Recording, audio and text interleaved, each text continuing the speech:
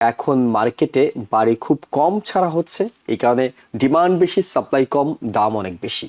সামনের দিনগুলোতে এই পরিস্থিতির কোনো পরিবর্তন দেখছেন কিনা? কোনো কোনো মার্কেটে স্টিল বাড়ির দাম কিন্তু বাড়তেছে।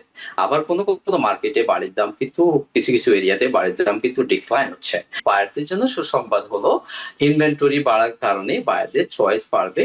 বায়াররা আপনার সেলারদের সাথে প্রাইস নিয়ে নানান রকমের সুযোগ সুবিধা আদায় করে নিতে পারবে। যেমন ধরেন আপনার সেলার কনসেশন ইউজ করতে পারবে।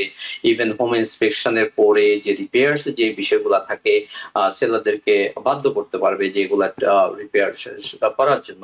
আমেরিকাতে বাড়ির দাম কমে আসতে পারে কিনা, অর্থাৎ সামনের দিনগুলোতে কমবে কিনা, সেটির জন্য অনেকেই অপেক্ষা করে থাকেন। সেই জন্যই আমাদের এই আলোচনা। মোহাম্মদ হাসান, শুরুতে আপনার কাছে যেটি জানতে চাই, যেটিকে আমরা মনে করছি যে এখন মার্কেটে বাড়ি খুব কম ছাড়া হচ্ছে, এই কারণে ডিমান্ড বেশি, সাপ্লাই কম, দাম অনেক বেশি। সামনের দিনগুলোতে এই পরিস্থিতির কোনো পরিবর্তন দেখছেন কিনা? নিশ্চয়ই অনেক পরিবর্তন আসবে আগামী দিনগুলোতে। তবে আমরা যদি পুরো ন্যাশন ওয়াইড কথা বলি তাহলে আমাদের ফিগারটা হবে একরকম। আবার আপনি যদি এরিয়া টু এরিয়া আপনি মার্কেট নিয়ে কথা বলেন তাহলে কিন্তু সিনারিটা টোটালি একটা আরেকটার অপোজিট সাইড হয়ে যায়। আমাদের এই বর্তমানে ইনভেন্টরি এবং সাপ্লাই যেভাবে আছে এবং ডে বাই ডে আপনার ইনভেন্টরি বাড়ার কারণে বায়ারদের চয়েসটা বেড়ে গেছে।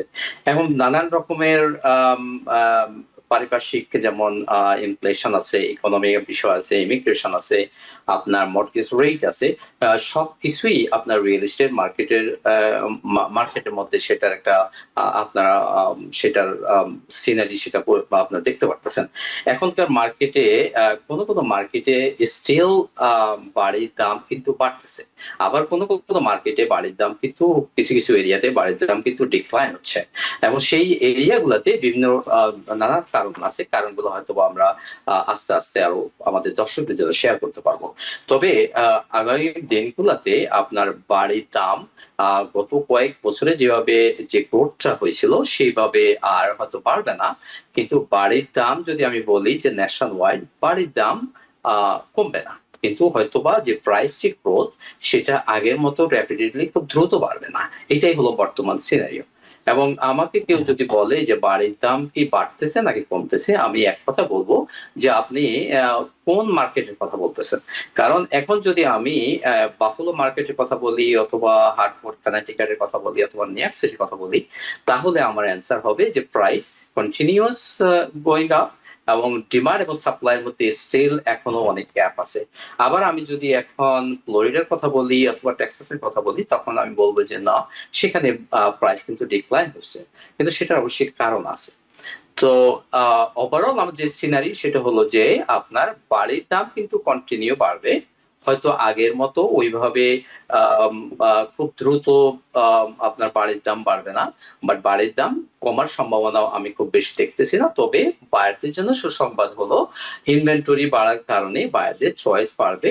বায়াররা আপনার সেলারদের সাথে প্রাইস নিয়ে নানান রকমের সুযোগ সুবিধা আদায় করে নিতে পারবে। যেমন ধরেন আপনার সেলার কনসেশন ইউজ করতে পারবে।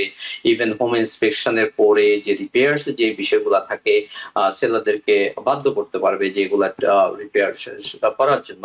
আগে যেরকম সেই সুযোগগুলা বায়াররা নিতে পারে নাই, সবসময় সেলাররা পুরো মার্কেটটাকে ডমিনেট করতো। এটাই হলো বাস্তব সিনারিও।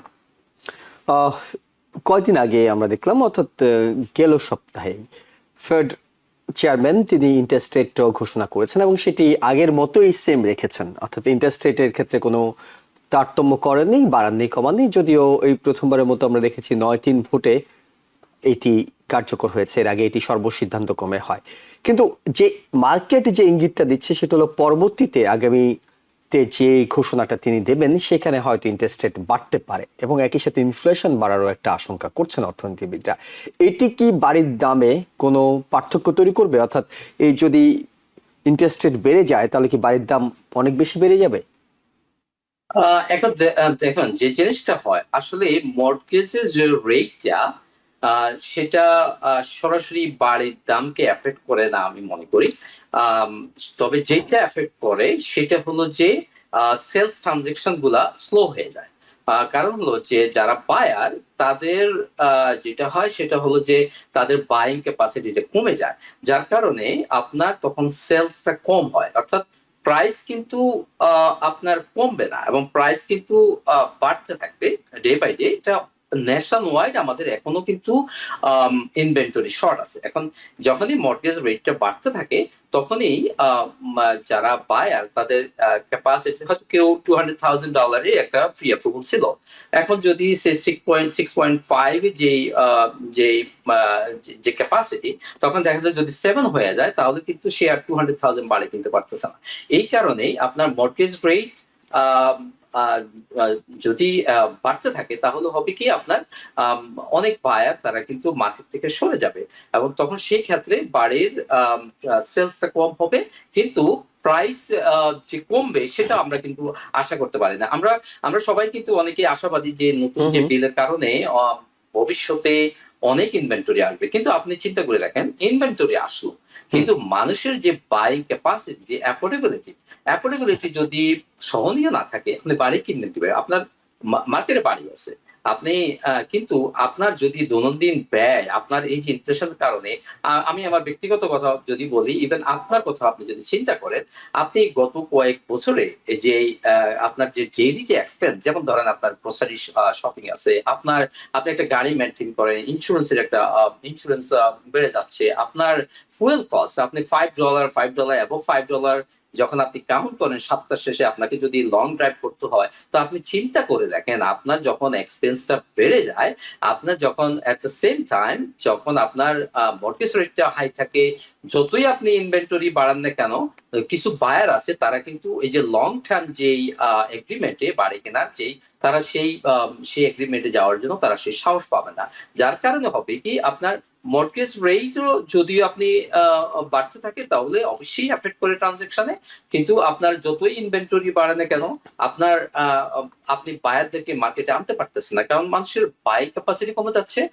আপনার মানুষে এক ধরনের সেফটি ফিল করতেছে না, কারণ জবের একটা স্টেবিলিটি একটা বিষয় থাকে।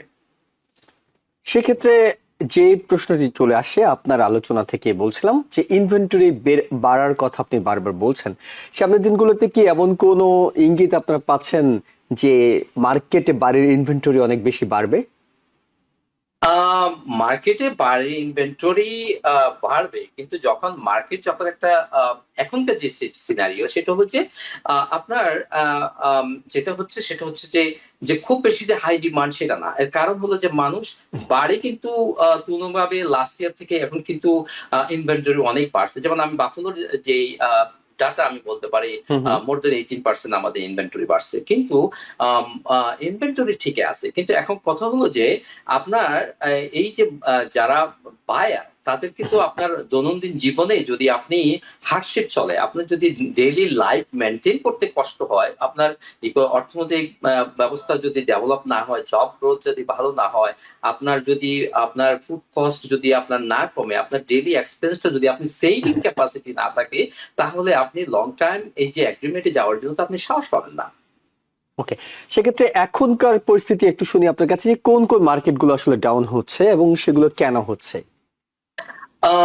আপনার এখন আমি যে জিনিসটা আমরা দেখতেছি আমাদের মিডিয়া, তো আমরা অনেকেই আলোচনা করতেছি যে প্রাইস ডিক্লাইন হচ্ছে, আসলে কিন্তু কথাটা সেরকম না। আপনি যেই জায়গা থেকে যেই জায়গায় আছেন কিনা এটা সেই জায়গার মার্কেট সম্পর্কে হয়তো আপনি একভাবে চিন্তা করতেছেন, কিন্তু পাশাপাশি আরেকটা স্টেটে কিন্তু মার্কেট ডিফারেন্ট। যেমন আপনার ফ্লোরিডাতে যেটা হচ্ছে সেটা হলো যে প্যান্ডামিকের পরে অনেক নতুন কনস্ট্রাকশন নতুন বাড়ি মার্কেটে চলে আসছে এবং সেখানে বাড়ির দাম কিন্তু জাম্প করে অনেক বেড়ে গেছে।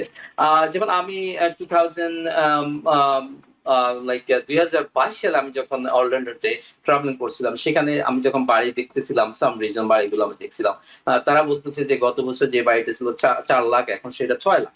এখন এই বাড়িগুলার অতিরিক্ত প্রাইসের কারণে আপনার নতুন নতুন বাড়ি যখন মার্কেটে আসছে হাই ডিমান্ডের কারণে, যখন দেখছে ইনভেস্টররা দেখলো যে এখানে অনেক প্রফিটেবল, অনেক বাড়ি সেখানে বিল্ড করছে।